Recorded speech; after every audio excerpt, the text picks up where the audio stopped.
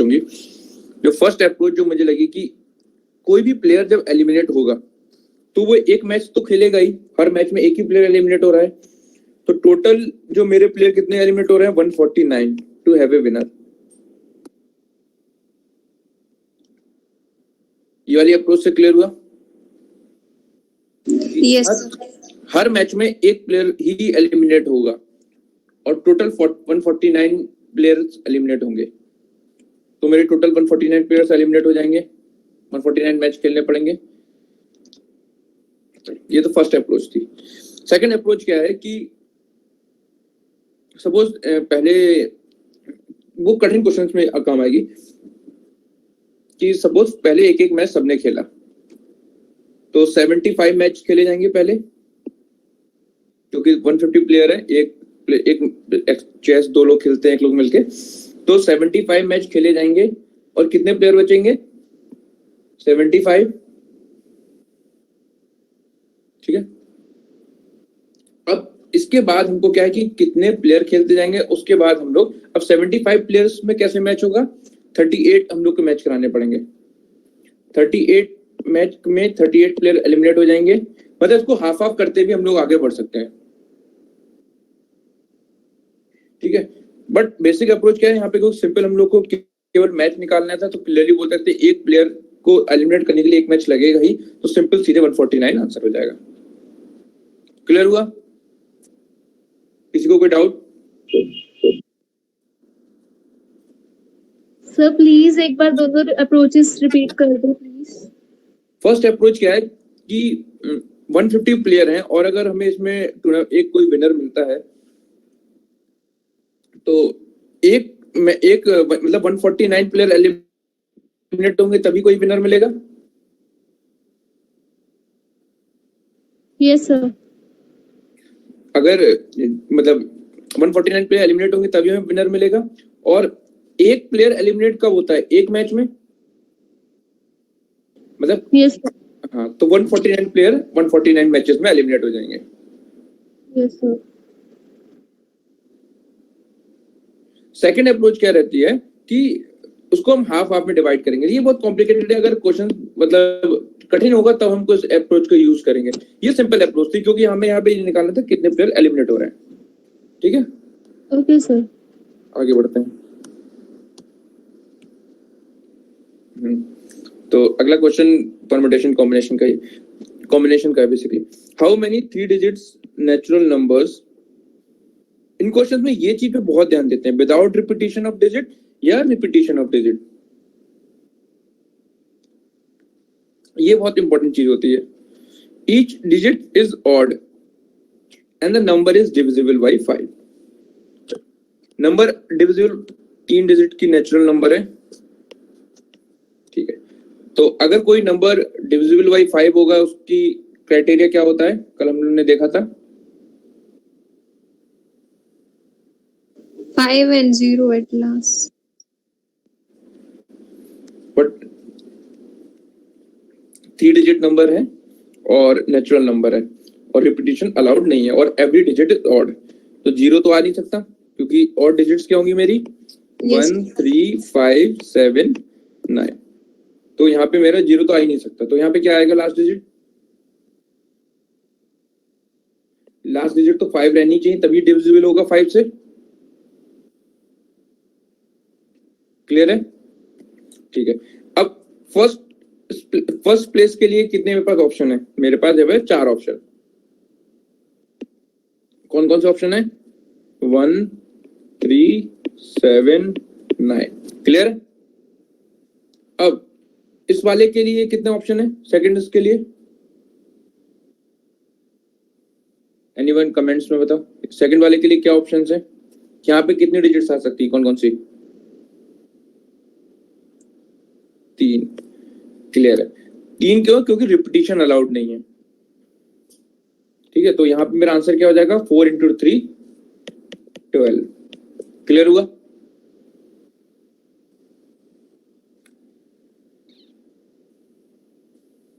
Clear हुआ या किसी को डाउट है इसमें? Yes sir, clear.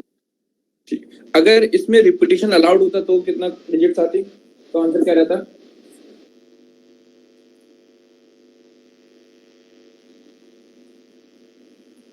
16. 16। और कोई?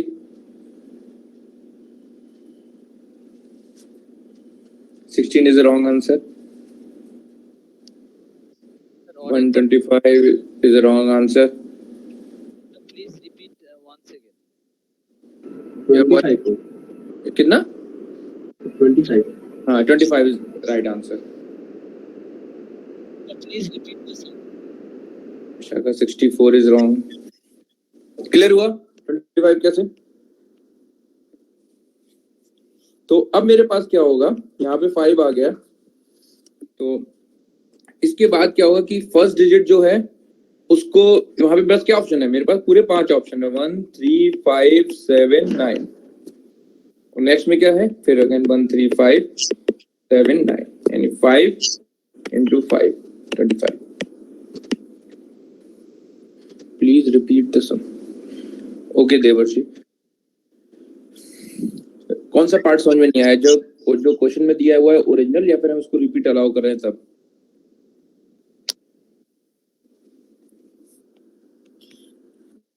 देखो ये 3 डिजिट है हमारे पास, जो ऑप्शन है वो है 1 3 5 7 9. 1 3 5 7 9 से क्या हुआ कि क्योंकि नंबर 5 से डिविजिबल है तो यहाँ पे 5 आएगा, ये 5 की डिविजिबिलिटी का टेस्ट है, तो ये 5 क्लियर हो गया. अब मेरे पास 2 स्पेसेस बची, क्योंकि रिपीटिशन अलाउड नहीं है तो पहले बार तो मेरे पास केवल 4 ऑप्शन बचे, 1 3 7 9. तो यहाँ पे मेरे पास क्या आ जाएगा, 1 आएगा, 3 आएगा, 7 आएगा, 9 आएगा, यानी मेरे पास 4 ऑप्शन आ जाएंगे. नेक्स्ट पार्ट में क्या होगा कि मेरे पास 3 ऑप्शंस रहेंगे, तो क्योंकि मैंने कोई ना कोई एक डिजिट तो यहाँ पे ले लिया है, इधर मैं 1 लूंगा या 3 लूंगा या 7 लूंगा या 9 लूंगा, कुछ भी लूंगा, तो एक डिजिट तो ले लिया, तो मेरे पास यहाँ पे 3 ऑप्शंस रह जाएंगे और आंसर मेरा जो हो जाएगा 12 हो जाएगा. क्लियर हुआ? आगे बढ़ते हैं. किसी को अभी कोई डाउट? Okay good.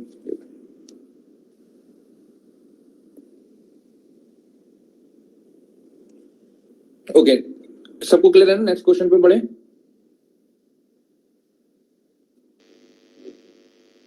ठीक है, नेक्स्ट क्वेश्चन स्टार्ट करते हैं. नेक्स्ट क्वेश्चन, हाँ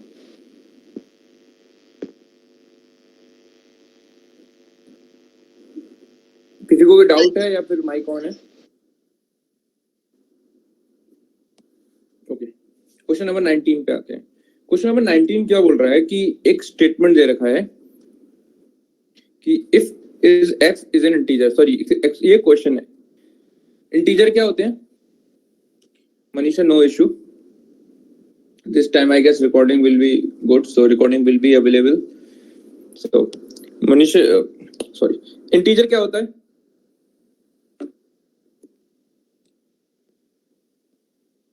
Anyone?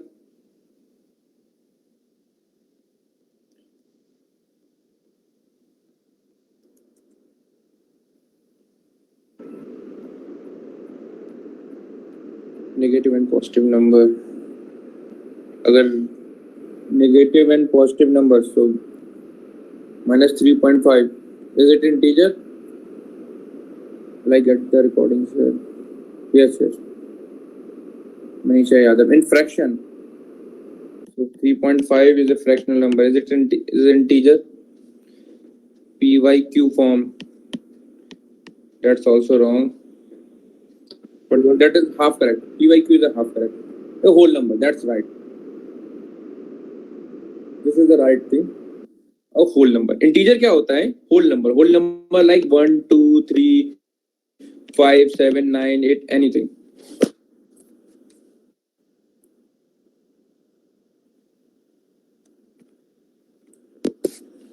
क्लियर हुआ? स्क्रीन मेरे चला गया, मैं उसको दोबारा ला रहा हूं. तब तक तो इंटीजर क्या होते हैं? Whole number. ठीक है, हाँ, कोई भी इंटीजर होना चाहिए.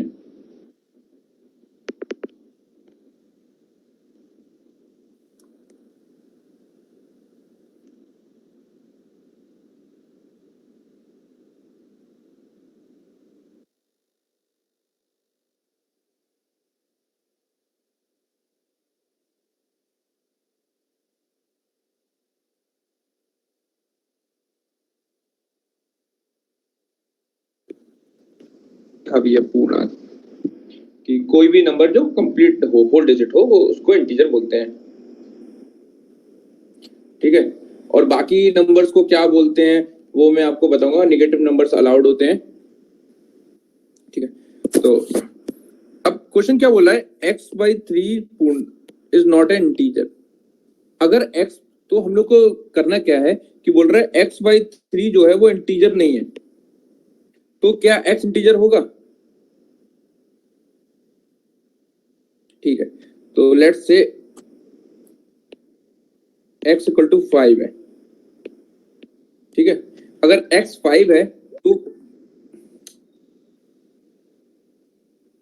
x अगर 5 है तो x/3 इंटीजर है कि नहीं है? एनीवन प्लीज रिप्लाई यस और नो।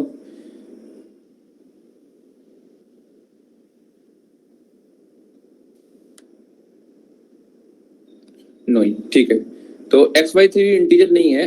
तो अगर हम इस क्वेश्चन को पहले गलत करते हैं, ठीक है, तो ये वाली कंडीशन ठीक हो गई क्योंकि x मेरा इंटीजर है और x/3 जो है, सॉरी, x/3 इज इंटीजर नहीं है, x/3 मेरा ये आया और x इंटीजर है, तो ये स्टेटमेंट मेरा सही हो गया।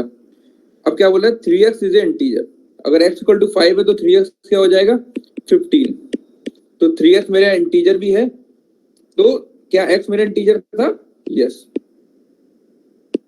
ऐसे ही लिखेंगे तो मुझे लगेगा कि दोनों स्टेटमेंट ठीक है। बट इस क्वेश्चन को दोबारा करते हैं। क्वेश्चन क्या बोला है कि क्वेश्चन पूछ रहा है x इंटीजर है या नहीं है। जब भी हमसे पूछ रहा हो कि कुछ है या नहीं है तो हम लोग को क्या है, एक्सेप्शनल केस की तरफ जाना चाहिए, ना कि रेगुलर कोर्स।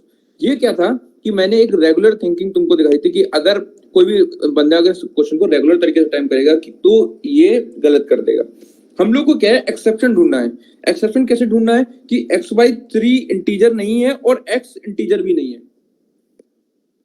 सपोज x की वैल्यू है मेरी 2/3, तो 2/3 इंटीजर है कि नहीं है? नहीं है। तो x/3 क्या हो जाएगा, x/3 मेरा हो जाएगा 2/9। क्लियर हुआ? x/3 जो है वो मेरा 2/9, ये इंटीजर नहीं है। तो पहला स्टेटमेंट क्या था कि x/3 is not a integer, तो क्या x इंटीजर होगा? आंसर आया नहीं, और आंसर आया हो भी सकता है। मतलब बोथ केस ट्रू हैं। हो सकता है कि x/3 अगर इंटीजर नहीं है तो x इंटीजर हो भी सकता है, पर यहाँ पे हमने देखा x इंटीजर नहीं है। सेकंड केस क्या बोला है कि 3x इज इंटीजर। अगर 3x इंटीजर है तो क्या x इंटीजर होगा? यहाँ पे तो हमने देख लिया कि 3x इंटीजर है, मतलब 3x इक्वल टू 15 इंटीजर है, और यहाँ पे हमारा x इंटीजर है, यानी दोनों यहाँ पे ट्रू हैं। बट इस केस में क्या होगा, 3x जो मेरा हो जाएगा वो हो जाएगा 2, यानी 3x मेरा इंटीजर है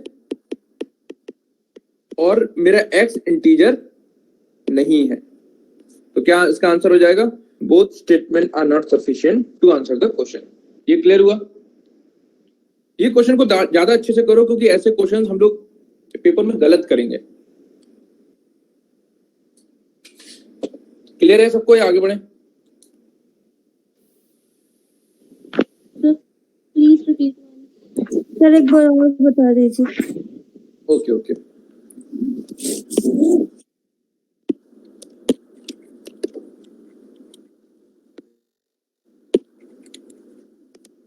क्वेश्चन क्लियर हुआ कि नहीं? पहले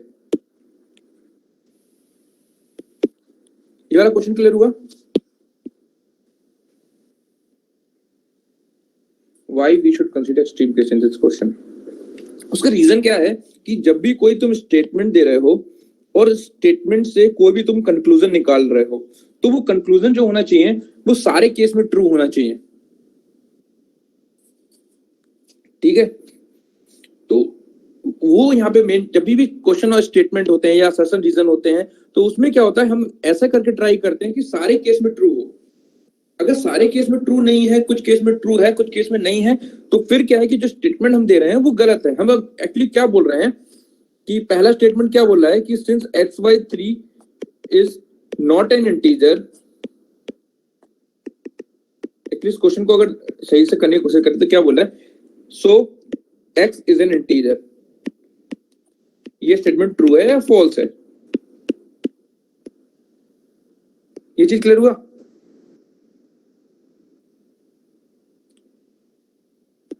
x/3 is not an integer, so x is an integer. ये स्टेटमेंट सही है कि गलत है? तो जब भी मुझे किसी स्टेटमेंट को गलत प्रूव करना होगा तो मुझे कहीं ना कहीं से उसका एक एक्सेप्शन सर्च करना होगा। कोई उसका अगर एक्सेप्शन होगा तभी मैं उसको बोल सकता हूँ कि वो गलत है या सही है।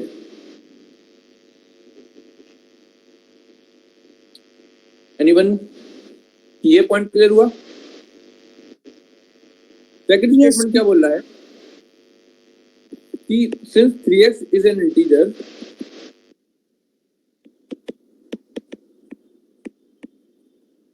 so x is an integer. Third statement ये बोला है, बेसिकली हमसे पूछ रहा है कि ये ट्रू फॉल्स है, तो ट्रू के केसेस भी मिल जाएंगे और फॉल्स के केसेस भी मिल जाएंगे। अब क्वेश्चन में देखो पूछ रहा है कि सफिशिएंट है कि नहीं है, तो इस केस में हम क्या एक्सेप्शन के लिए जाएंगे ताकि हमें पता चले कि नहीं सफिशिएंट नहीं है, इसके अलावा हमें और भी कंडीशन चाहिए होंगी ये प्रूव करने के लिए कि x इंटीजर है। क्योंकि पहले केस में क्या हुआ, मैंने x की वैल्यू जब 2/3 ले ली तो क्या हुआ, तो x की वैल्यू 2/3 हो गई तो मेरा x इंटीजर नहीं है, तो मेरा पहला स्टेटमेंट मैंने पहले फॉल्स एज्यूम किया।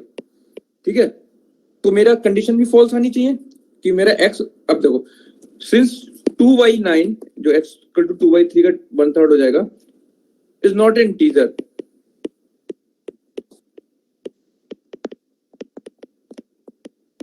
so 2/3 is an integer। ये स्टेटमेंट होगा पहली लाइन का मतलब। क्लियर हुआ?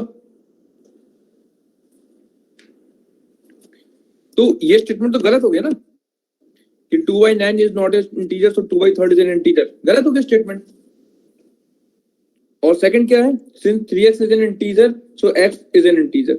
फिर ये गलत हो गया क्योंकि x मेरा 2/3 है, तो क्या बोल रहा है ये, 2 is an integer, so 2/3 is an integer। ये स्टेटमेंट भी गलत हो गया ना। अभी क्लियर हुआ?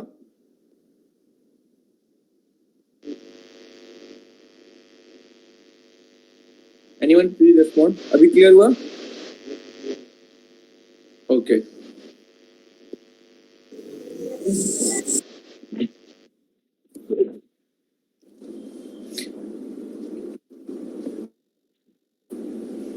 नेक्स्ट क्वेश्चन पे आते हैं।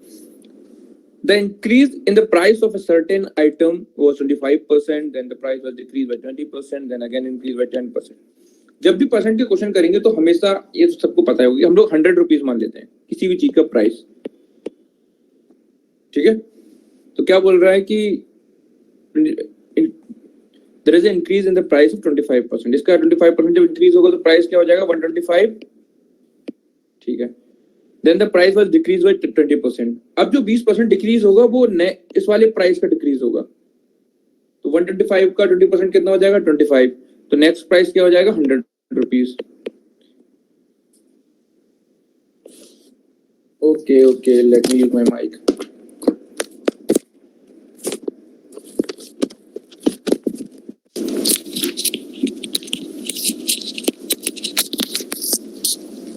वॉइस अभी ऑडिबल है?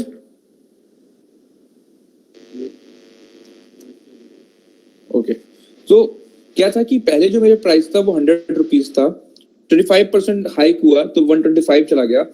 अब जब मेरा 20% डिक्रीज हुआ तो वापस वो 100 चला गया। जब हम परसेंटेज के क्वेश्चंस करेंगे तो ये चीज हम लोग मतलब उसको देखेंगे। कुछ रूल्स होते हैं, जब भी किसी चीज का प्राइस 25% बढ़ाया है तो उसको हमको 20% डिक्रीज करना पड़ेगा to get at the same price. ठीक, कहां से आता है ये सब हम लोग जब टॉपिक वाइज पढ़ेंगे तब क्लियर होंगे, इसको अभी और डिस्कस करूंगा।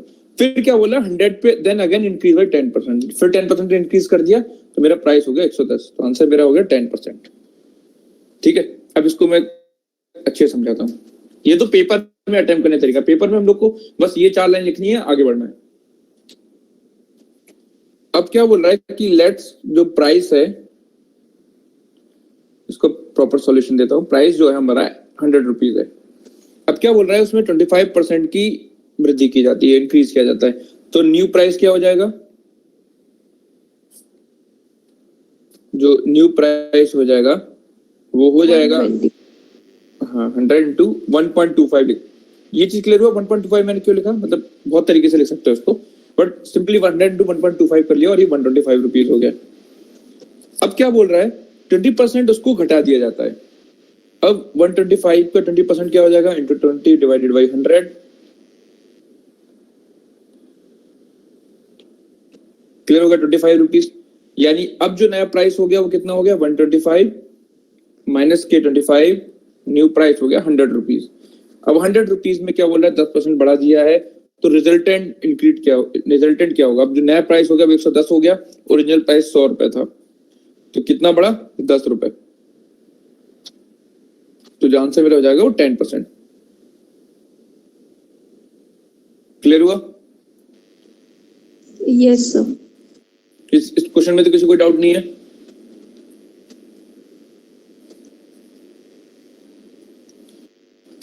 अच्छा, इस क्वेश्चन से रिलेटेड एक क्वेश्चन करते हैं। एक जीन्स है, उसकी प्राइस 1000 रुपीज है। आप एक शोरूम पे जाते हैं, वहां पे लिखा होता है 50% of plus 50% of.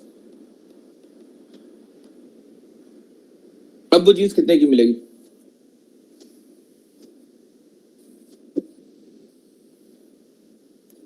Good good, ठीक है, सबको ये अलग कॉन्सेप्ट पता है। अगला क्वेश्चन आता है फिर कॉम्बिनेशन का, ठीक है? यहां तक तो किसी कोई डाउट नहीं होगा? No, sir. ओके, तो अब नेक्स्ट क्वेश्चन क्या बोल रहा है, the letter A B C D are arrange in such a way that there are exactly 2 letters between A and E. How many such arrangements are possible? इस question को solve करने से पहले, अच्छा कोई ये पहले अप्रोच बताए अपनी, ताकि फिर मैं बताऊं उसको, क्योंकि पीएनसी के क्वेश्चंस के लिए हम लोग का अप्रोच डेवलप करना बहुत जरूरी है, वरना हम लोग कितने भी क्वेश्चंस करते रह जाएंगे। इन क्वेश्चंस में एक अप्रोच डेवलप होना जरूरी है। कोई भी एक, अगर किसी को भी अप्रोच पता है इसकी या अटेम्प्ट करना चाहता है, जरूर नहीं सही हो गलत हो, जस्ट अप्रोच जानना, आंसर छोड़ा, आंसर से कोई मतलब नहीं मुझे। एनीवन?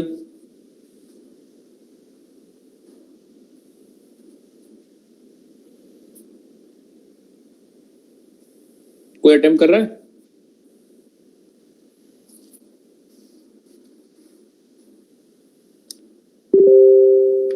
आंसर नहीं चाहिए मुझे, दो आंसर ठीक है, गलत है, ठीक है। हाँ, so fixing position of A and B and lifting bank with rest of the alphabet, good. हाँ, ये अप्रोच बताओ मुझे, आंसर नहीं चाहिए मनीषा।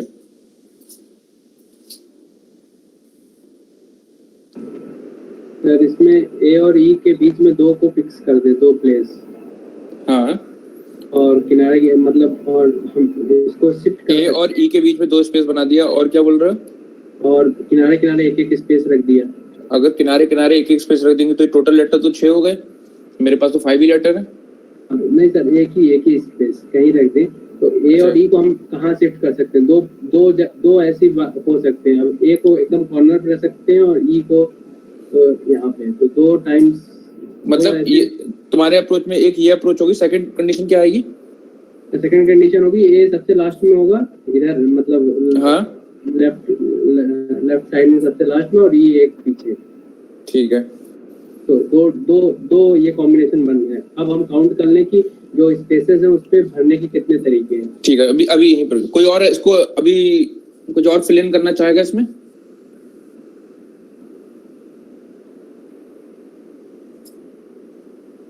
कोई और इसमें फिल इन करना चाहेगा? क्योंकि केसेस ज्यादा बनेंगे, एक हिंट दे दिया मैंने। और जो 12 आंसर आ रहा है वो इसीलिए आ रहा है क्योंकि वो 12 आंसर गलत है।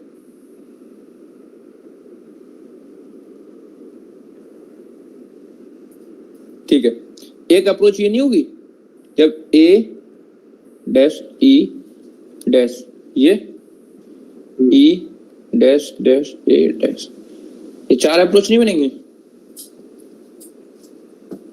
हाँ बचा, ये can be fixed on first place, ये सही अप्रोच थी। कैन सी तो पोजीशन है, हाँ ये ए और ई की पोजीशन को हम लोग को शिफ्ट करना था। अब ये तो फिर पता होगा, इसके बाद बताओ। पहले तो हमारे लिए एक मेन चीज था कि हमें टोटल नंबर ऑफ केसेस सही बनाने थे, हमने टोटल नंबर ऑफ केसेस ठीक बना लिए। ठीक है, तो अब हमारे पास क्या ए और ई आ गया, हमारे पास क्या बचे बी सी डी।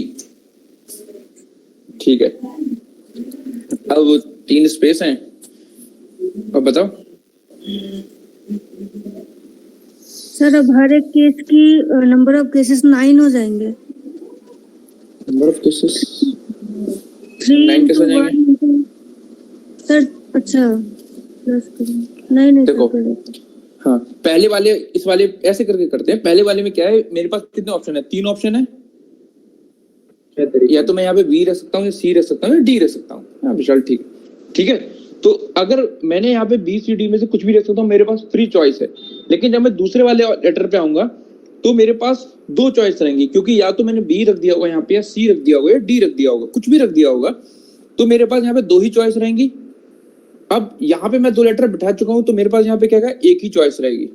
तो 3 × 2 × 1 = 6। अब सेम इसमें रहेगा, तो 6 चौक 24।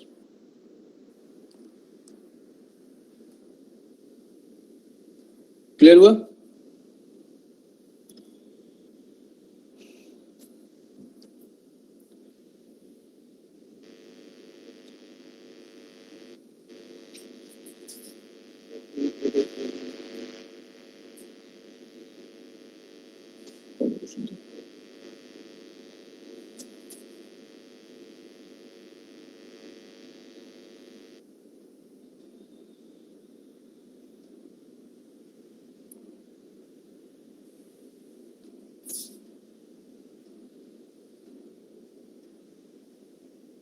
ठीक है, ये वाला क्वेश्चन क्लियर हो गया? इसको इसमें किसी को डाउट है?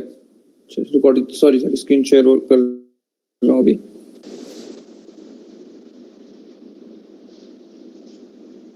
इस क्वेश्चन में किसी को डाउट है? Not understood. देवशी, कौन सा पार्ट क्लियर नहीं हुआ?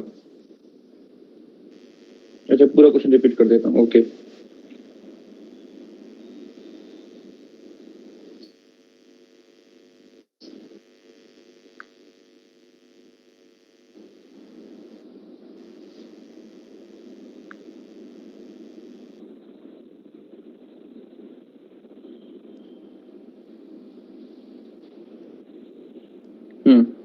ठीक है, इसको रिपीट कर देता हूँ। ठीक है, तो क्या बोल रहा है क्वेश्चन में, क्वेश्चन को पढ़ते हैं कि letter A B C D E को अरेंज करना है हमें in such way that there are exactly 2 letters between A and E. How many such arrangements are possible? तो जब भी पीएनसी का क्वेश्चन करते हैं या परम्यूटेशन कॉम्बिनेशन का क्वेश्चन हम लोग जब भी करते हैं, तो हम लोग की फर्स्ट अप्रोच क्या होती है कि हमें टोटल नंबर ऑफ केसेस पहले डिसाइड करना होता है, ताकि क्वेश्चन मुझे क्लियरली हो जाए कि अच्छा ये केस पॉसिबल है। ठीक है, जब ये डिसाइड हो जाता है कि कितने नंबर ऑफ केसेस पॉसिबल हैं, उसके बाद हम कॉम्बिनेशन को बना सकते हैं। ठीक है, पहले क्या था परम्यूटेशन के क्या क्या हमारे पास परम्यूट पॉसिबल है, मतलब हम लोग के पास क्या क्या ऑप्शंस हैं, क्या क्या केसेस हैं, उसके बाद जितने उनके कॉम्बिनेशन बनेंगे वो हमारे सेकंड अप्रोच रहता है। या इसको ऐसे भी समझ सकते हैं कि नंबर ऑफ केसेस हमें समझना जरूरी है पहले। तो क्वेश्चन क्या बोला कि ए और बी, क्वेश्चन ने केवल एक ही कंडीशन रखी है, ए और बी के बीच में 2 लेटर आएंगे। ठीक है, क्वेश्चन का मतलब क्या है कि ये ए है, ये ई है, इसके बीच में 2 लेटर आने हैं और 5 लेटर का वर्ड बनाना है। तो अभी हम कैसे बना सकते हैं कि जो 5वां लेटर होगा या तो वो यहां पे आ जाए, या फिर एक कंडीशन क्या बन जाएगा, जो 5वां लेटर है वो इधर आ जाए। इसके अलावा कोई कॉम्बिनेशन बन सकता है क्या? नंबर ऑफ केस का लेटर्स भूल जाओ, इसके अलावा कोई वो नहीं बन सकता केस। अब क्या होगा इस वाले केस में, पहले वाले केस में हम लोग एक केस और क्या बन जाएगा, ए और ई आपस में इंटरचेंज हो जाए, तब भी मेरी कंडीशन फुलफिल हो रही है कि हाँ ए और ई के बीच में 2 ही लोग हैं। और सेम ऐसे करके E//A। यहां तक क्लियर हुआ? Excuse me, sir, I have a doubt. Okay, Sir, it's talking about fixing alphabets between A and E. So how can we interchange the positions of both when they are in a linear fashion and not circular? Okay, So okay, A and E clearly the other. okay. How many letters are there in this case between A and E? So A and E है, but this is E and A, right? So how can we change the question? C whenever एक question इसके आगे भी आएगा, तो उसके question में भी क्या होगा, हम लोग को ई और ए जब भी ये चीज फिक्स नहीं करता है कि ए और ई हम लोग को सर्टेन, तुमने ये कैसे बोल दिया ए और ई जो है वो ऐसे करके ही आएंगे, क्योंकि पहले क्लियरली बोल दिया letter A B C D are arrange in such a way that there is exactly two letters between A and E, तो how many such arrangements are possible. तो इस केस में हमारे पास क्या है कि जरूरी नहीं है कि ए और ई ऐसे हों, ई और ए ऐसे भी हो सकते हैं, और इस केस में भी हम यही बोलेंगे ए और ई के बीच में टू लेटर्स पॉसिबल है। Okay, sir. Thank you.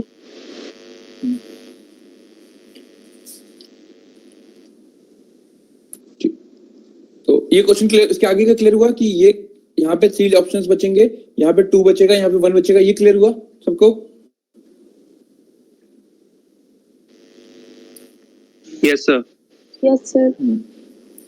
और जब भी हमको ये बोलेगा कि ए और ई इसी ऑर्डर में है पीएचसी के क्वेश्चंस में, तो वो मेंशन करेगा हमेशा कि ए शुड कम बिफोर ई, क्योंकि परम्यूटेशन एंड कॉम्बिनेशन के केसेस में हम कुछ एज्यूम नहीं कर सकते कि अगर जब तक कुछ लिखा नहीं है तब तक वो उस ऑर्डर में होगा, हम लोग को सारी पॉसिबिलिटी एक्सप्लोर करनी होती है। ठीक है, तो ये क्वेश्चन करने से पहले इसका आंसर दो। ये एक 5 मीटर की पेंसिल है,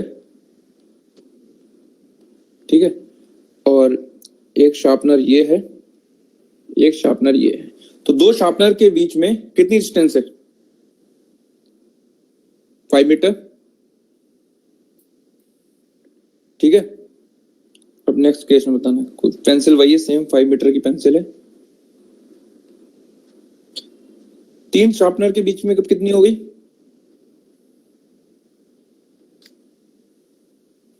3 शार्पनर के बीच कितना डिस्टेंस हो गया? 10 मीटर,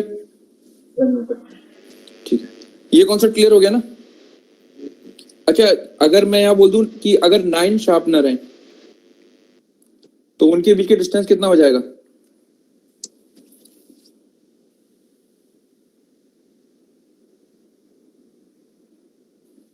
कितना हो जाएगा?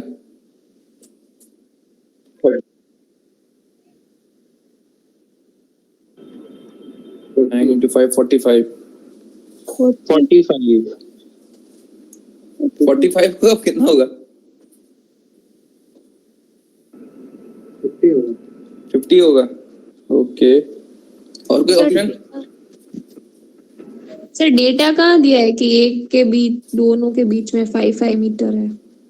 अरे मैं उस क्वेश्चन की बात नहीं कर रहा हूँ, मैं जस्ट पहले समझाने के लिए एक अलग से क्वेश्चन कर रहा हूँ कि 2 शार्पनर हैं, इन शार्पनर के बीच का जो डिस्टेंस है वो 5 मीटर, उन दोनों के बीच में एक 5 मीटर की पेंसिल रखी हुई है। क्लियर हुआ? ठीक है। अब अगर मेरे 3 शार्पनर होंगे तो उनके बीच में 2 पेंसिल रखी जाएंगी 5 मीटर की, यानी 3 के बीच में डिस्टेंस हो जाएगा वो 10 हो जाएगा। ये तो मुझे क्लियरली दिख रहा है यहाँ पे, मतलब ये क्वेश्चन नहीं है, ये तो मैं यहाँ पे समझाया हूँ ग्राफिक्स की मदद से कि 10 मीटर हो जाएगा। अब मैं बोल रहा हूँ कि अगर ऐसे 9 शार्पनर्स रखे होंगे, ठीक है, तो कितने हो जाएंगे? तो टोटल डिस्टेंस कितनी हो जाएगी? सर 40 क्लियर हो गया? अब अगर 101 शार्पनर है तब कितनी हो जाएगी?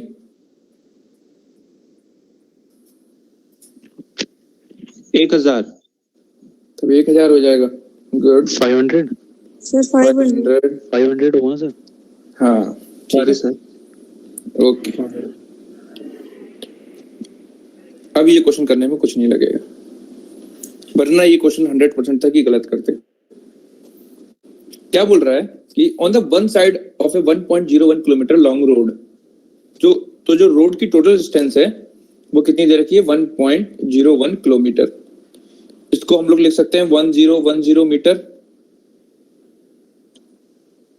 क्लियर हुआ? ठीक है। इसके बीच में क्या है कि 10 प्लांट्स जो हैं वो इक्वी डिस्टेंस में प्लांट किए जाते हैं, यानी ऐसे करके 101 प्लांट बनाए जाते हैं।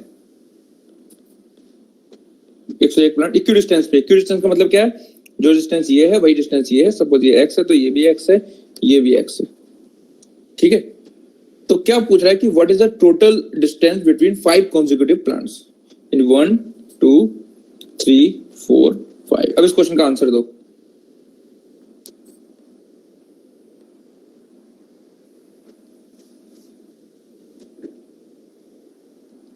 ए बी सी डी बताओ क्या होगा।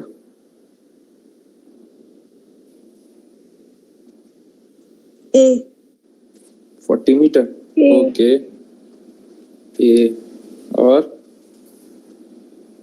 40.4 40.4 40.4 ओके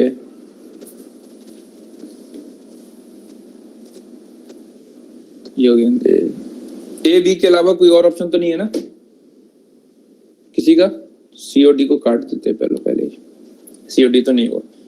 जिन लोग का ए आ रहा है तो फिर इस क्वेश्चन को समझाने का मतलब क्या हुआ जो भी शार्पनर करके समझाया था। ठीक है ये डिस्टेंस कितनी आ रही है सबकी ये बताओ पहले। 10.1 10.1 कैसे। 101 प्लांट्स हैं ठीक है तो हम जब डिस्टेंस निकालेंगे तो किसे डिवाइड कर रहे हैं 101 से कि 100 से। 100 से 100 से करेंगे तो कितना आ जाएगा ये 10.1।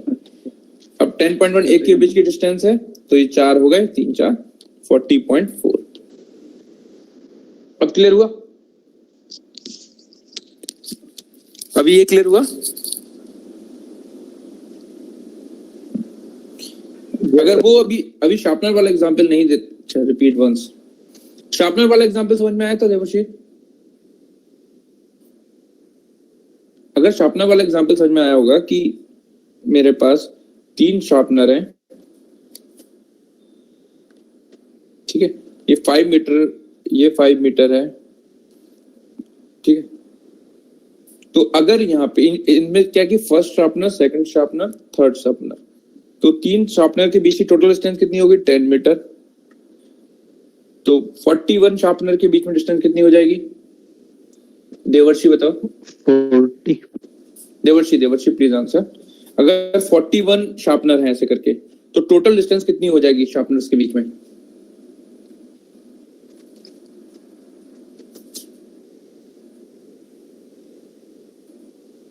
$400 400 और किसी को कोई answer.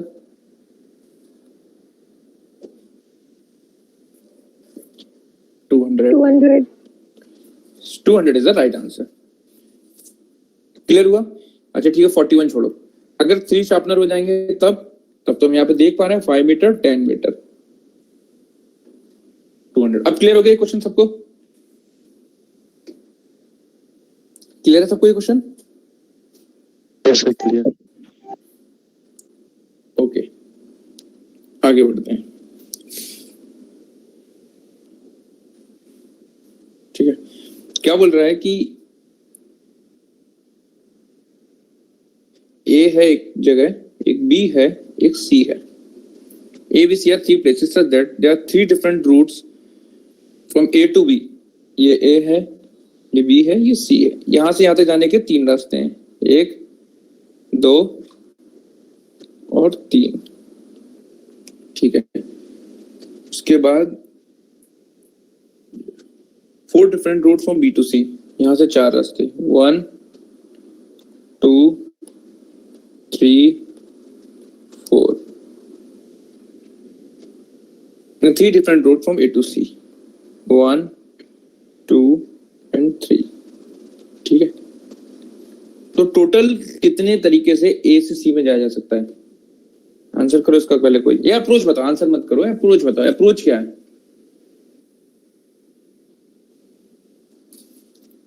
Just anyone sir A B जाएगा फिर बी से सी जाएगा तो टोटल ए से सी जा सकता है। हाँ क्वेश्चन में पूछा कि ए से सी के कब तक कितने टोटल रास्तों से जा सकता है वो। जैसे मैं तुम्हें रास्ते बता रहा हूँ क्या क्या हो जाएंगे। ए बी बी सी है ना तो 15 नहीं ठीक है। जैसे यहाँ Sir, can I tell the approach? हाँ अप्रोच बताओ। Sir, A डायरेक्टली C के पास जाना चाहता है तो सबसे पहले वो अपने खुद के 3 रास्ते यूज कर सकता है। देन अगर वो वाया B जाएगा तो B तक पहुंचने का 1 रास्ता है और उसके बाद फर्दर पहुंचने के 4 रास्ते हैं। तो ऐसे 3 into 4 12 प्लस इनिशियल 3 15। बिल्कुल सही। क्लियर हो गया सबको? Yes sir. स्क्रीन चला गया वो आ जाएगा, Yes, लेकिन sir. ये वाला क्वेश्चन क्लियर होगा सबको? इजी क्वेश्चन था, इसीलिए जैसे कल हम लोग जब पेपर कर रहे थे और वो वाला क्वेश्चन था, जब सेकंड क्वेश्चन आया था तो मैंने कहा था वो क्वेश्चन छोड़ना है, क्योंकि उसका रीजन क्या था, वो क्वेश्चन अकेले 20 से 25 मिनट्स ले लेगा, उसके बाद भी कोई गारंटी नहीं है कि वो क्वेश्चन हमारा ठीक होगा। ठीक है, और यहाँ पे जो बाद में इतने इजी क्वेश्चन यहाँ पे रखे हुए हैं जिसको बहुत इजीली सॉल्व कर सकते हैं, तो पेपर में क्या पहले ऐसे ऐसे क्वेश्चन को ढूंढ के सॉल्व कर लेना है, उसके बाद करंट क्वेश्चन पे दिमाग लगाना है, एकदम वो नहीं हो जाना कि लीनियर वे में हम लोग को सॉल्व करते हुए जाना है। क्लियर हुआ? ये क्वेश्चन क्लियर है? आगे बढ़े? किसी को डाउट है? Yes sir. No sir. ठीक है, आगे बढ़ते। स्मॉलेस्ट 2 डिजिट नंबर क्या है, पहले इस क्वेश्चन को सॉल्व करने के लिए बताओ। 10। ठीक है, पहले मैं क्वेश्चन को बताता हूँ क्वेश्चन पेपर में कैसे करना है। ठीक है, यानी डी के पास कितने हो गए? देखो इस बिल्कुल लिखा है, the number of coin D has now is the smallest 2 digit number, यानी ये तो क्लियर हो गया, 10 कॉइन है। Yes sir. ठीक है, अब क्वेश्चन है, C gives half of the coin and 2 more to the D, यानी सी के पास कितने कॉइन होंगे? 16। जिसको क्लियरली नहीं हो समझ में आ रहा है उसको मैं बताऊंगा कैसे 16 पहुंचे, क्योंकि सी ने अपने आधे कॉइन दिए और फिर 2 कॉइन और दे दिए, तो 10 में से हम लोग क्या अप्रोच करेंगे, पहले -2 कर लेंगे जो उसने अलग से दिए और फिर उसका डबल कर लेंगे। ठीक है, ये पेपर में अप्रोच करने कर रहा हूँ। ठीक है, देन बी भी ऐसा ही करेगा, B gives half of the coin and 2 more, तो क्या करेंगे हम बी के कॉइन निकालने के लिए इसको हाफ करेंगे, फिर 2 माइनस करेंगे पहले और फिर डबल कर देंगे, कितना हो जाएगा? 28।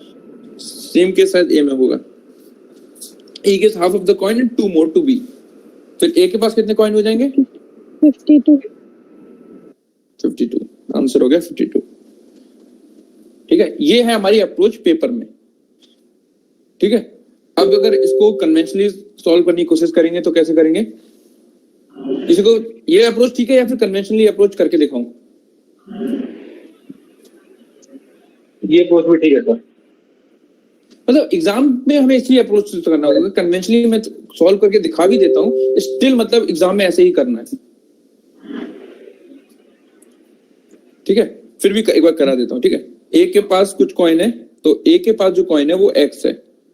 ठीक है, तो ए क्या करता है कि he gives half of the coin and 2 more to B, तो B के पास क्या कॉइन हो जाएंगे? x/2 + 2। ठीक है, ये कॉइन B के पास हो गए।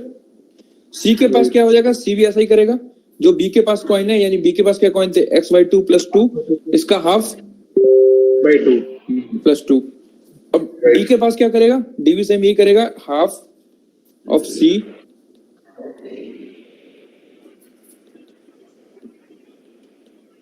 +2। अब ये मुझे पता है डी के पास जो कॉइन दे रखे हैं वो दे रखा है 10। ठीक है, 10 = this, तो 10 में से जब 2 इधर चले जाएंगे 8 हो जाएगा। ये क्वेश्चन में एक्स सॉल्व कर लोगे ना बेसिकली, 10 = मतलब बहुत लेंदी हो जा रहा है दिस। ठीक है, तो जब 2 ये चला जाएगा तो इधर 8 हो जाएगा, जब 8 को मैं 2 से मल्टीप्लाई करूंगा तो ये 16 हो जाएगा। क्लियर होता जा रहा है जब मैं करता जा रहा हूं, क्योंकि एग्जाम में हम लोग को इसी स्पीड से आगे करना होगा। ठीक है, तो उसके बाद 16 हो गया, फिर मैं 16 में से 2 माइनस करूंगा, ये वाले 14 हो गया, फिर इस 2 से मल्टीप्लाई कर लूंगा 28 हो जाएगा, फिर इसको 2 माइनस करूंगा 26 हो जाएगा, फिर इस 2 से मल्टीप्लाई करूंगा 52 हो जाएगा। क्लियर हुआ या इस इक्वेशन को भी सॉल्व करके दिखाऊं? हो गया सर। दिखाई देता हूं, क्लियर हो गया ना? Yes sir. ठीक है, ये क्वेश्चन बहुत अच्छा है। चलो पहले से सॉल्व करने से पहले ही बताओ कि 1 + 2 + 3 कितना होता है? 6। 1 + 2 + 3 + 4 10। इसका फॉर्मूला पता है किसी को? अगर मुझे ये लिखा होता 1 + 2 + ... 50 तक तो कितना होता? n + 1/2। Yes sir. ये सबको पता है? ठीक है सर। हाँ, ये याद भी रखना है, इस फॉर्मूले को यूज पड़ेगा। तो जैसे सपोज कोई भी एग्जांपल देना, n इक्वल टू 3 रख दिया यहाँ पे, तो 3 इंटू 4 डिवाइडेड बाई 2, मेरा आंसर 6 आ गया। ये फॉर्मूला क्लियर है सबको फिर? ये सर क्लियर है ना? ठीक है। इस क्वेश्चन को पहले कोई अप्रोच बताओ कि किस अप्रोच से सॉल्व करोगे। सर सीक्वेंस देखो ना, ए बी से ए बी सी है ना, 1 2 3 4 फिर 5 ऐसे चल रहा है ना। हिंट मैंने पहले दे दिया है। 1 2 3 4 5 ऐसे अपने को 100 पे जाना, तो 1 2 3 सर ये वैसे भी हो सकता है ना कि एपी से कर सकते हैं कुछ 1 2 3 4 5 ऐसे जा रहा है, तो अपने को पता है कि डिफरेंस कितना जा रहा है उसमें, है ना 1 का, तो फिर तो ये जो मैं अभी तुमको बताया था 1 + 2 + 3, ये अपने आप में एपी का ही फॉर्मूला है बेसिकली। ये जो है सीरीज जो है वो एपी ही है। एपी जीपी एचपी बाद में पढ़ाएंगे इसको, तो ये एपी तो है ही, ये चीज तो क्लियर हो गया। ठीक है, इस क्वेश्चन का अप्रोच कैसे करोगे मतलब? सर अगर हम स्टार्टिंग के ए को हटा लें तो पैटर्न बन रहा है ए बी, फिर ए बी सी एक एक ऐड होता जा रहा है। तो अगर हम स्टार्टिंग के ए को हटा लेंगे तो ए बी, फिर हो जाएगा ए बी सी, फिर हो जाएगा ए बी सी डी, और सर ऐसे ही बढ़ता जाएगा। तो सर वही सीरीज बन जाएगी 2 3 4 5, तो 1 2 3 4 5 ही होगा सर। तो 100 प्लेस में क्या आएगा ये कैसे पता चलेगा? ये तो सीरीज आइडेंटिफाई हो गई। उसके बाद फॉर्मूला लगा देंगे हम n n फॉर्मूले से हो जाएगा ना उसके बाद सम ऑफ नंबर्स। हाँ, फिर सर फिर सम ऑफ n नेचुरल नंबर लगाएंगे हम, तो क्या n रखेंगे? n + 1 सर n रखेंगे हम, बढ़ता जाएगा तो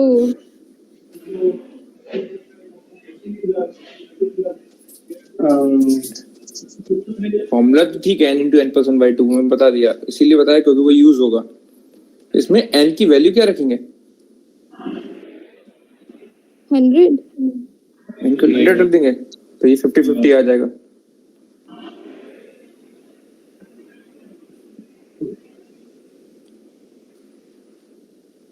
किसी और के दिमाग में कोई अप्रोच आ रहा है? क्योंकि हम लोग को क्या ना, ओवर द टाइम एक अपनी अप्रोच डेवलप करनी है, क्वेश्चन करना सेकेंडरी है। क्योंकि जरूरी नहीं है हम जो क्वेश्चन सॉल्व करेंगे या जो क्वेश्चन हमें आते होंगे वही पेपर में मिलेंगे, बट अगर हमारे पास अप्रोच ऐसे क्वेश्चन को सॉल्व करने की है जो हमें नहीं आते हैं, तो फिर हम इजी क्वेश्चन को तो आराम से सॉल्व करेंगे, डिफिकल्ट भी एग्जाम में सॉल्व कर सकते हैं।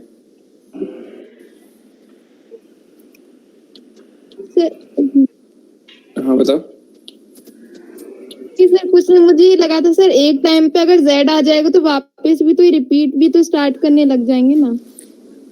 हाँ, तो वही मैं पूछ रहा हूँ, मतलब अप्रोच बताओ, जरूरी नहीं सही अप्रोच होगी। मैं जानना चाह रहा हूँ कि क्या अप्रोच हिट कर रही है, फर्स्ट अप्रोच क्या आ रही है?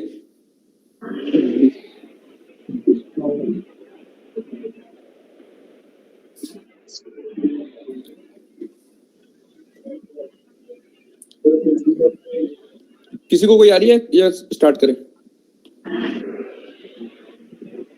सर एक्सप्लेन कर दीजिए, समझ नहीं आ रहा। ठीक है, सीरीज मेरी ये है ए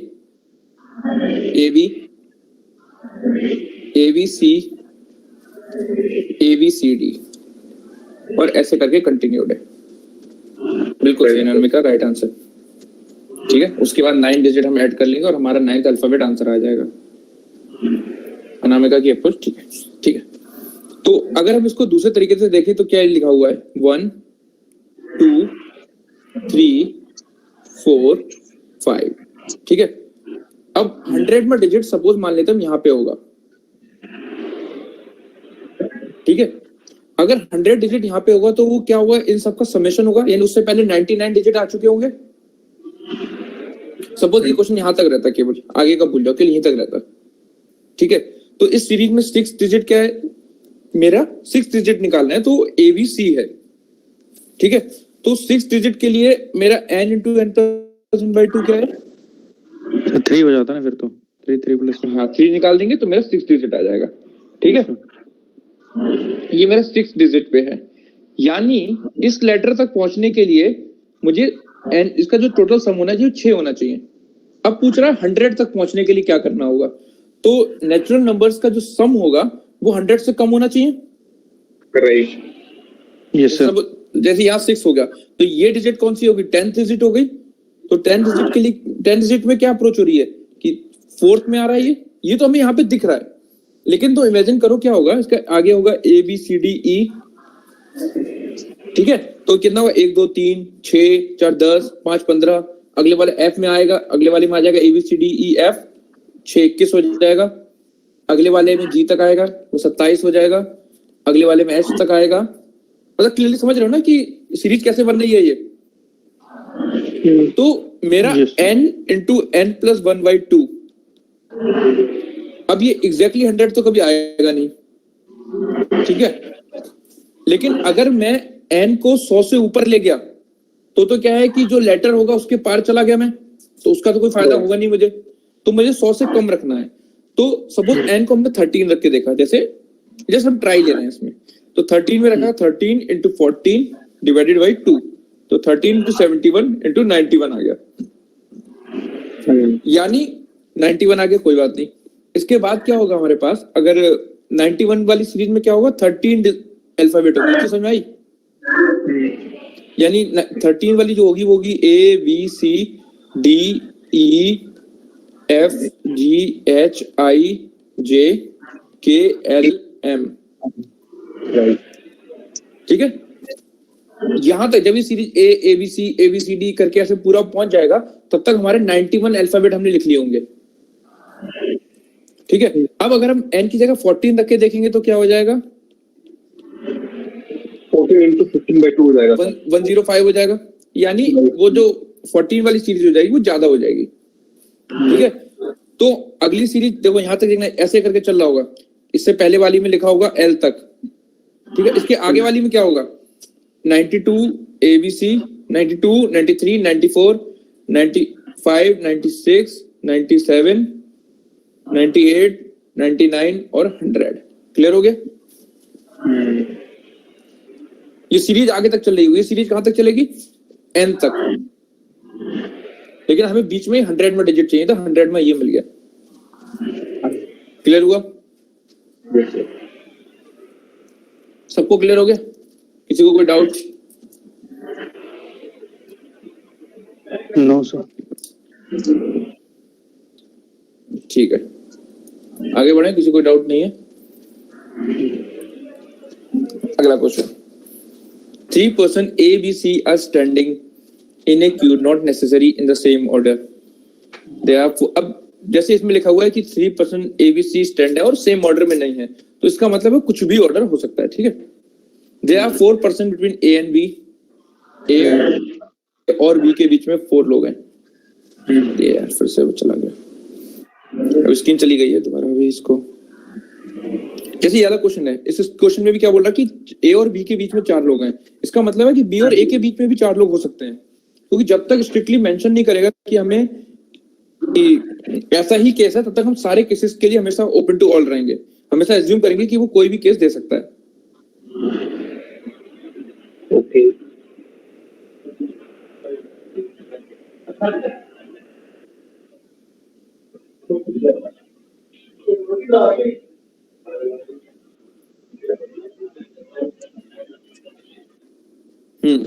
ठीक है, तो पहला कंडीशन क्या दे रखा है कि ए और बी के सर बीच में 4 क्वेश्चन लोग हैं। समझ नहीं आया, नेटवर्क इशू था सर, प्लीज।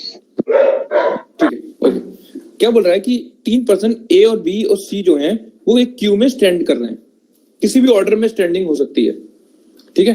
मतलब ऐसे करके मान लो ए बी सी, लेट्स कोई भी ऑर्डर हो सकता है बी सी ए, इस ऑर्डर में स्टैंडिंग है, कोई भी ऑर्डर हो सकता है, ठीक है? उनका कोई भी ऑर्डर हो सकता है यहाँ पे।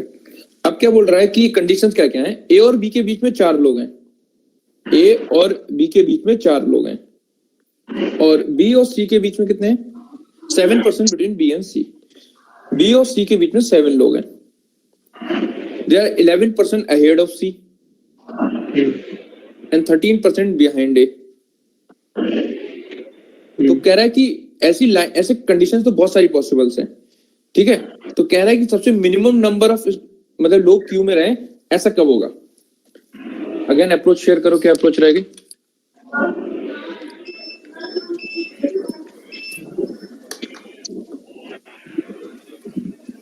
भी एक लोग अप्रोच बताओ।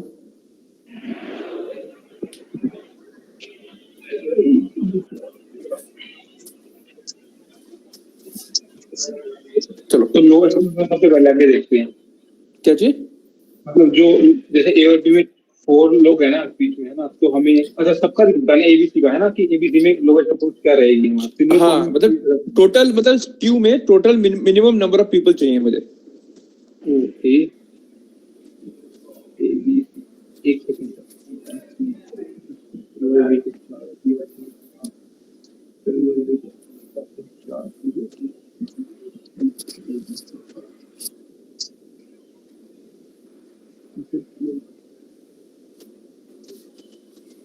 ठीक है, इस क्वेश्चन को देखो। सबसे पहले क्या होगा, ए बी सी का कॉम्बिनेशन कितने होंगे? ए बी सी को अरेंज करने के कितने तरीके होंगे बताओ? 6 6 3 2 1।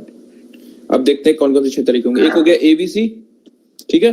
अगला क्या हो जाएगा? ए सी बी। CB अगला हो जाएगा बी BC ए सी। और अगला हो जाएगा बी सी ए। अगला हो जाएगा सी ए बी। और अगला हो जाएगा सी बी ए। यही 6 केस पॉसिबल है। एबीसी का अरेंजमेंट तो इसी तरीके से ही होगा। इन्हीं में से कोई एक आंसर होगा। ठीक है, अब करते हैं आगे। अब पहले क्या बोला? ए और बी के बीच में 4 लोग होने चाहिए और बी और सी के बीच में 7 लोग होने चाहिए। ए और बी के बीच में 4 लोग और बी और सी के बीच में 7 लोग। ये केस तो ऐसे ही कट गया।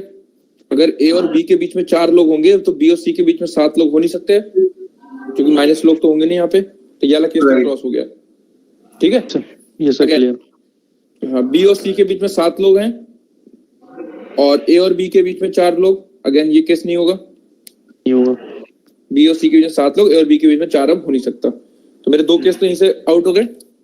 ठीक है, और कोई देख लेते हैं। ए और बी के बीच में 4 लोग, बी के बीच में 7 लोग हो जाएगा। ए और बी के बीच में 4 लोग, बी और सी के 7 लोग हो जाएंगे। अब ये सारे केस पॉसिबल है। अब शुरू की 2 कंडीशन हो गई। अब अगली कंडीशन है कि सी से पहले 11 लोग हैं। अगर सी से पहले 11 लोग आएंगे और ए के बाद 13 लोग हैं, ठीक है, तो सर BCA वाली कंडीशन क्यों नहीं हो सकती? क्या बोल रहा है? बी और सी के बीच में 7 लोग होंगे। ये कंडीशन दे रखा है ना, बी और सी के बीच में 7 लोग होने चाहिए। Yes sir. फिर बोल रहा है ए और बी के बीच में 4 लोग होंगे। अगर बी और सी के बीच में 7 लोग हो गए तो ए और बी के बीच में 7 से ज्यादा ही लोग होंगे। Yes sir. ठीक है, तो ये कंडीशन फुलफिल नहीं हुई। अगला क्या आता है कंडीशन जो बोल रहा है कि सी से पहले 11 लोग हैं, ए के बाद 13 लोग हैं। जैसे इस वाले क्वेश्चन में क्या, सी से पहले 11 लोग हैं तो 7 4 11 2 13। ये कंडीशन फुलफिल नहीं हो रही। सी से पहले यहाँ तो 13 लोग हो गए। ये बोला सी से पहले 11 लोग होने चाहिए। राइट, ठीक है, अगर इन 2 क्वेश्चन में क्या, सी से पहले 11 लोग होने चाहिए तो 11 लोग हमने यहाँ पे बैठा दिए। अगला कह रहा है ए के बाद 13 लोग होने चाहिए, तो इस वाले में भी 13 लोग यहाँ बैठा दिए। और ए और बी के बीच में 4 लोग रहेंगे, ठीक है, और बी और सी के बीच में 7 लोग होना है तो 4, और यहाँ पे ए और सी के बीच में कितने लोग बचेंगे इस वाले केस में बताओ? सर 2 3 नहीं होगा। ए को भी काउंट करना है। ठीक है, तो अब और क्या बोला? ए के बाद 13 लोग होंगे तो 4 लोग ये हो गए, 5, यहाँ पे कितने हो गए? 8। ठीक है, अगेन ए और बी के बीच में 4 होंगे तो बी सी के बीच में 7 होने हैं, तो ए और सी के बीच में कितने हो जाएंगे? 2। तो अब सी से पहले 11 लोग आने हैं तो 4 और 2 6 तो 7, 4 इधर। ए के बाद 13 लोग आना है तो 2 और 1 3 और 10 इधर। सारे केस मेरे फुलफिल हो गए। अब ये केवल 3 केस बचे। इसमें गिन लो किसमें सबसे कम लोग हैं। 4 4 8 2 10 और 20। 4 8 2 10 23 लोग। 4 2 6 4, सॉरी इस वाले में रह गया। ए और बी के बीच में 4 लोग और बी और सी के बीच में 2 लोग। ये तो क्लियरली बहुत ज्यादा लोग हो जाना है। 11 13 24 4 28 2 30। ठीक है, तो उससे कम तो मेरा आंसर यहीं पे हो गया। वो CAB वाली कंडीशन यहाँ पे देखेगा क्या? CAB वाली बोलो CAB बी वाली, ये वाली कंडीशन यस सर। इस क्वेश्चन में ये सी है, ये ए है, ये बी है। क्या कह रहा है? ए और बी के बीच में 4 लोग होंगे, ये क्लियर हो गया। Yes sir. बी और सी के बीच में 7 लोग होने हैं टोटल, ठीक है। तो 4 लोग ये हो गए, एक ये हो गया ए, 5, इधर कितने रह गए? 2। अच्छा यस सर। मैं सोच 3 क्यों नहीं आ रही थी। ओके अब क्लियर हो गया या डाउट? यस सर क्लियर हो गई। हाँ हाँ। अब क्या है, सी से पहले एग्जैक्टली 11 लोग होना है, ठीक है। तो सी से पहले इस वाले में 11 लोग होने के लिए कितना होना पड़ेगा? 2, 3, 7 और 1 8, और यहाँ पे आएगा 5, ठीक है। Yes sir. ठीक है। और क्या बोल रहा है कि ए के बाद 13 लोग होने चाहिए, तो 2 1 3 10 13 लोग। यहाँ पे कितने हुए? 5 4 4 9, तो 11 21 3 24 लोग। पहले तो मेरा आंसर यहीं पे निकल गया कि अगर मेरा कॉम्बिनेशन ये होता तो भी मेरा आंसर 24 आ रहा था, और 24 से ज्यादा वाले ऑप्शन सारे हटा दो, क्योंकि मुझे मिनिमम पूछना, तो आंसर मेरा यहीं से 22 आ गया। राइट। Yes sir right. हाँ, क्या बोल रहा है कोई? सर बीसीएस जो थर्ड वाला जो आपने कॉम्बिनेशन बनाया उसमें आगे 5 कैसे आया? देखो एक सेकंड,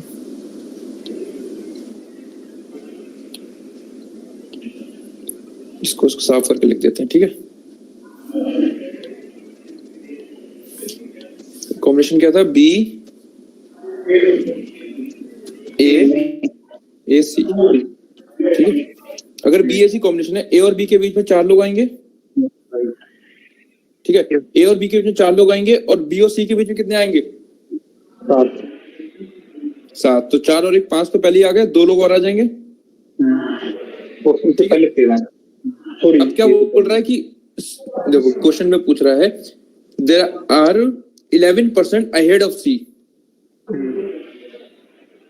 एंड 13 बिहाइंड इट।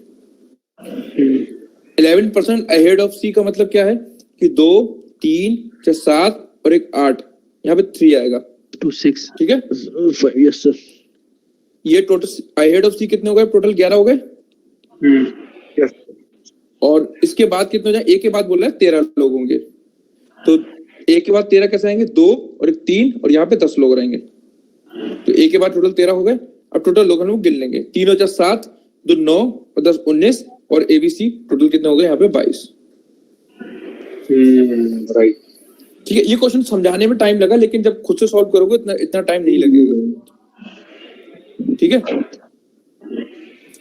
ये वाला क्वेश्चन पहले इसमें से 2 ऑप्शन एलिमिनेट करो कोई। इस क्वेश्चन को तभी सॉल्व करेंगे, पहले 2 ऑप्शन एलिमिनेट कर दो। बी और डी। बी और डी एलिमिनेट कर दिए, क्यों? बी और डी नहीं सर, ए और सी। अच्छा, ए और सी एलिमिनेट कर दिए, क्यों? क्योंकि सर वो 1 आएगा लास्ट में सर। सही सोच रहा। जैसे ही हम ये 2 ऑप्शन एलिमिनेट कर देंगे ना, ये क्यों किया, फिर मुझे इस क्वेश्चन को सॉल्व करने लास्ट में मल्टीप्लाई करने की जरूरत नहीं पड़ेगी। मैं इसको एलिमिनेट क्यों कराया वो मैं बताता हूँ। जैसे ही मेरे ये ऑप्शंस एलिमिनेट हो गए, अब क्वेश्चन को सॉल्व करते हैं। पहले पूछ रहा है कि आंसर चाहिए सेकंड्स में, ठीक है। तो लास्ट में एक सेकंड ऐड करवा रहा है, तो लास्ट जो डिजिट होगी वो कंफर्म है कि 1 होगी। ये चीज क्लियर हो पा रही है यहाँ से? No sir. नो सर, नहीं हो रही। देखो 1 मिनट में कितने सेकंड होते हैं? 2 सेकंड। 60 सेकंड। लास्ट डिजिट क्या है? 0 है। Yes sir. ठीक है। अब सपोज 1 मिनट, उसके बाद तुम्हारा जो भी आंसर आएगा, मतलब मिनट सेकंड, सबसे छोटी यूनिट जो तुम्हारी रहेगी वो 60 सेकंड रहेगी ना, सेकंड से पहले, ठीक है। तो लास्ट डिजिट तुम्हारी 0 आएगी ना, क्योंकि मान लो 1 मिनट में 60 सेकंड होते हैं, 1 घंटे में 3600 होते हैं, और जी सर 0 आएगा फिर तो लास्ट में 0 आएगा, और फिर लास्ट में क्या हो रहा है कि x सेकंड ऐड करा दे रहा है, तो +1 आ जाएगा। Okay sir, clear. उसका फायदा क्या होगा लास्ट में? देखना, मुझे कैलकुलेशन जब बड़ी होगी तो मुझे करनी नहीं पड़ेगी, ठीक है। तो सबसे पहले इसमें एक उसको ऐसे करते हैं, यहाँ से अगर 10 सेकंड ऐड कर दी तो भी तो जीरो आएगी ना। क्या चीज?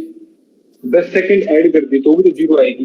तो 10 सेकंड में क्यों ऐड करूंगा? यहाँ पे x सेकंड ऐड करवा रहा है ना। सेकंड पूछा है तो ना 1 प्लस ये सर। ओ सॉरी हाँ ठीक है। x सेकंड पूछ रहा है, ठीक है। तो मेरे पास क्या है? x वीक है। x वीक्स में कितने डे होते हैं सर? 7. सर लेकिन अगर x हम लोग 1 सपोज कर रहे हैं तब आखिरी में बना रहा है, अगर हम 2 सपोज करेंगे तो वो इवन हो जाएगा। हाँ तो हो जाने दो। तो फिर हम 0 क्यों एलिमिनेट कर? अच्छा मत करो जीरो, ठीक है मत डी करो। ऑप्शन ऐसा नहीं 1 दिया हुआ, इस वजह से कर दी मैंने। वीओडी 1 की जैसे मैं क्यों कर रहा हूँ बता रहा हूँ, ठीक है। अभी तो बता रहा हूँ। अब देखो x वीक में कितने डेज होंगे? 7 डेज। तो टोटल मेरे कितना हो जाएंगे? 7x डेज हो जाएंगे, यस सर। ठीक है। 7x डेज मेरे हो गए। अब 7x में क्या करूंगा मैं? x डेज को ऐड कर दूंगा। ऐसे भी नहीं, एक और सही तरीके से बता रहे हैं, ठीक है। टोटल सेकंड निकालते हैं, x week plus x days plus x hours plus x minute plus x second, ठीक है। अब x वीक को पहले x डेज में कन्वर्ट कर लेते हैं। तो एक वीक में क्या होता है? 7 डेज होते हैं, तो इसको मैं लिख सकता हूँ 7x डेज, ठीक है। 7x डेज हो जाएगा प्लस 1 डे हो जाएगा। तो इसको इस पूरे को मैं लिख सकता हूँ 8 days, 8x days. Yes sir. Sir screen चली गई, ठीक है। उसको स्क्रीन को मैं ला रहा हूँ।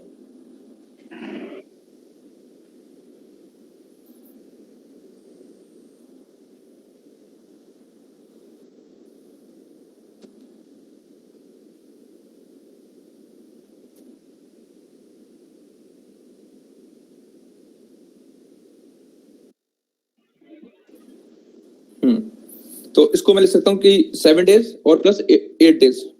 क्लियर है? Yes sir.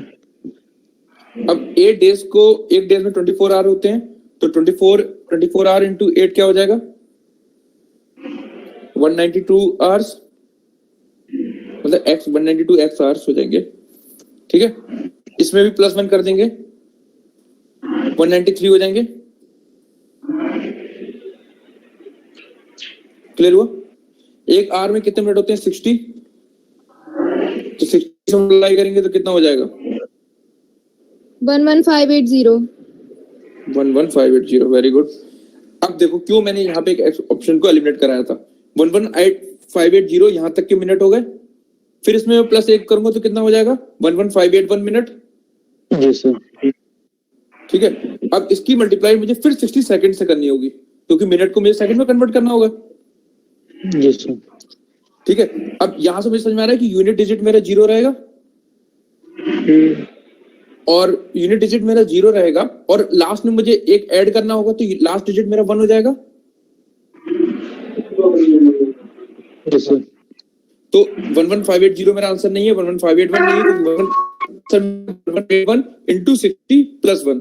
अब ये कैलकुलेशन मुझे नहीं करनी पड़े, ये मेरा आंसर ये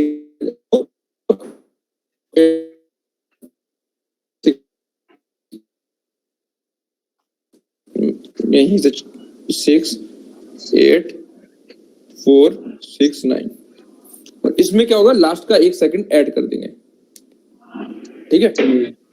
अब मेरा आंसर ये आ जाएगा, क्योंकि मैं ये कैलकुलेशन नहीं करना चाहता था, इसलिए मैं बताया था कि अगर 2 ऑप्शन पहले एलिमिनेट कर लियो तो मैं पता है यूनिट डिजिट जो है 0 नहीं हो सकता, 11581 में समथिंग मल्टीप्लाई करना से आंसर मेरे क्लियरली यही हो गया। अब मैं बता रहा हूं मैं क्यों बोल सकता था कि यूनिट डिजिट 1 आएगा। उसका रीजन क्या है कि ये जो मुझे कैलकुलेट करना है वो सेकंड्स कैलकुलेट करना है। अब क्योंकि मिनट में भी जो लास्ट डिजिट है वो 0 होगी, तो किसी भी, अगर सपोज मैं यहाँ पे यूनिट जो बोल रहे हैं लोग x की जगह वीक होता है तो मंथ भी हो जाता है, ठीक है। मंथ में लेट्स से कि 22 मिनट होते हैं, कुछ भी होता है ना मिनट, अगर y को भी मैं 0 से मल्टीप्लाई करूंगा तो भी लास्ट डिजिट तो 0 ही रहने वाली है। मतलब एक मिनट में 60 सेकंड है। ठीक है, अब सपोज मेरा यहाँ पे कुछ भी लिखा होता है, एक्स घंटा, X Y Z alpha beta gamma, कुछ भी लिखा होता, समथिंग, उस सबको मैं मल्टीप्लाई करके यहाँ पे कुछ भी मिनट ले आया होता। ठीक है, यहाँ मेरे कुछ ना कुछ मिनट आ गए होते, कोई भी डिजिट होती है, 1 2 3 5 9 कुछ भी होती, 5 8 7 6 4 2 1, मान लीजिए डिजिट आ जाती इतने मिनट, जो भी क्वेश्चन होता, उस क्वेश्चन को अगर मैं मिनट में करता इतने मिनट आ जाते। इसकी मल्टीप्लाई जब मैं 60 से करूंगा तो भी मेरा यूनिट डिजिट तो 0 ही रहेगा ना। Yes sir. इसलिए मैं यहाँ पे बोल पाया कि आंसर में 0 नहीं होगा। जब 0 नहीं होगा तो 1 होगा। 1 में 2 ऑप्शंस हैं। उसके बाद लास्ट में क्या, कि जो सबसे कठिन कैलकुलेशन है जिसमें शायद मेरा 30 सेकंड वेस्ट हो जाते, वो यहाँ पे बच जाएंगे। ठीक है, नहीं तो रेगुलर अप्रोच लगा सकते हो, जो अप्रोच कन्वेंशनल अप्रोच है ये क्या था, क्वेश्चन को जल्दी करने का तरीका था बस। ठीक है, आज के लिए फिर इतना ही रखते हैं, आगे करना है सर इतना ही रखते हैं।